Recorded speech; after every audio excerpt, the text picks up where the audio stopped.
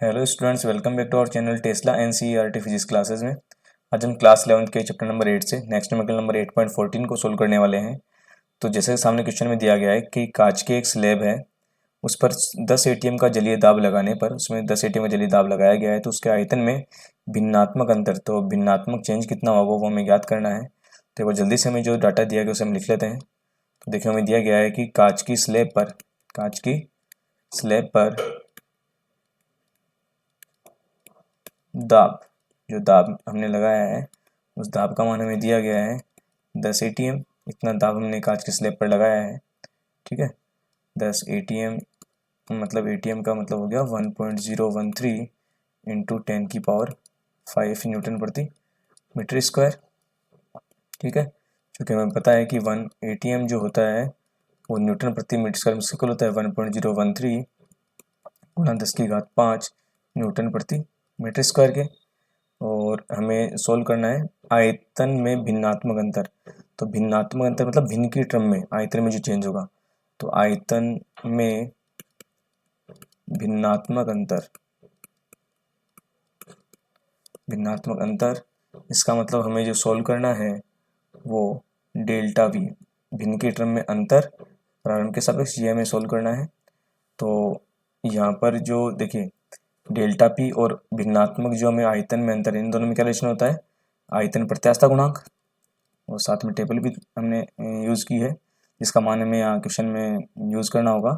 तो आयतन प्रत्यास्थता गुणांक जो है उसका फॉर्मूला हमें पता है, जो बी है इसका मान हमारे पास होता है delta P divide by delta we बटा वी, मतलब ये जो दाब है या प्रतिबल है बटा जो आयतन विकृति है वो।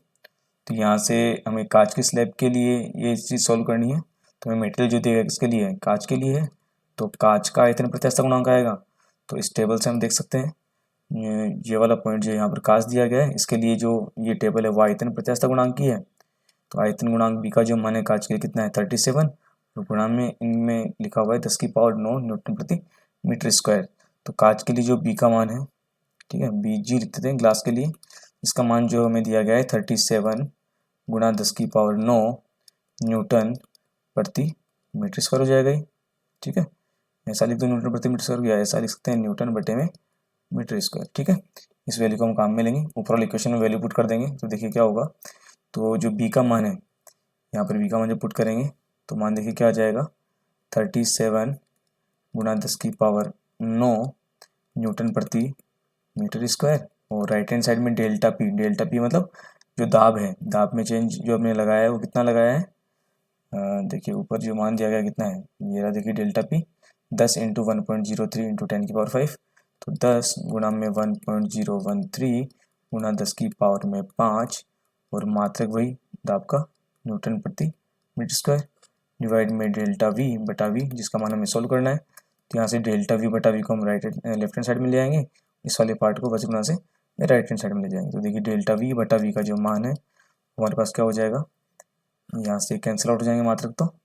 तो राइट हैंड साइड में हमारे पास क्या बचेगा, देखिए 10 इंटू 1.013 गुना 10 की पावर में 5 डिवाइड में 37 इंटू 10 की पावर 9, ठीक है।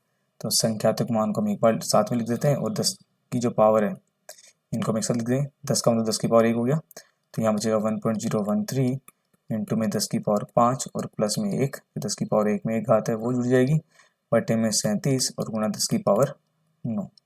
तो इस पार्ट को हम जल्दी से कैलकुलेटर की हेल्प से हम सोल्व कर लेते हैं एक बार। देखिए मान क्या आएगा हमारे पास, ऊपर जो अंश में है हमारे पास 1.013 डिवाइड बाई नीचे हर में है 37, तो ये मान आएगा 0.02737 है, तो इसको अपन लगभग 0.0274 तक हम लिख देंगे इसको। तो ये मान हमारे पास आएगा 0.0274, और ऊपर देखिए पार्ट में 10 की पावर 6 है, जो 9 है ऊपर जाके क्या हो जाएगा माइनस का 9 बन जाएगा। तो यहाँ से डेल्टा वी बटा जो वी है इसका मान हमारे पास क्या हो जाएगा, देखिए डेल्टा वी बटा वी ये हो जाएगा 0.0274 इंटू 10 की पावर माइनस 3 है। तो वैज्ञानिक पद्धति के हिसाब से ये पॉइंट जो है वो एक अशून्य अंक के आगे होना चाहिए। तो एक अशून्य अंक से आगे रहने में क्या करना पड़ेगा, इसको 100 से मल्टीप्लाई करना होगा। तो अगर हम इसको 100 से मल्टीप्लाई करेंगे तो 100 से हमें डिवाइड भी करना होगा, ठीक है।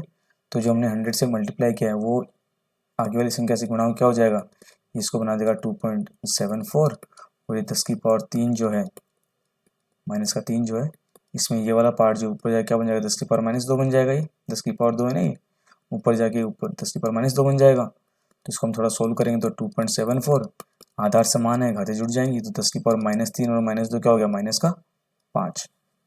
तो जो हमारे पास डेल्टा वी बटा वी है, मतलब आयतन में जो भिन्नात्मक परिवर्तन है, तो किसके आयतन में परिवर्तन है, जो हमें दिया गया मेटेरियल कौन सा, कांच दिया गया है। देखिए कांच के स्लेब में, तो कांच के लिए जो भिन्नात्मक परिवर्तन होगा, तो कांच के लिए आयतन में भिन्नात्मक